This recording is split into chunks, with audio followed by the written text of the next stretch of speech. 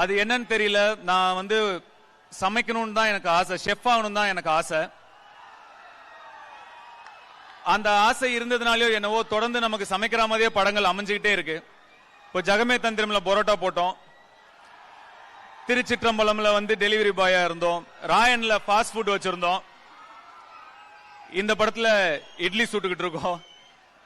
எனக்கு நான் எழுதிக்கிறதும் அந்த மாதிரி தான் இருக்கு. வேற டைரக்டர்ஸ் அப்ரோச் பண்ணும்போது அந்த மாதிரி அது மேனிஃபெஸ்டேஷன், அதாவது நம்ம என்ன நினைக்கிறோமோ அதுவா நம்ம மாறுறோம். எண்ணம் போல் வாழ்க்கை அப்படின்னு சொல்றேன் இல்லையா?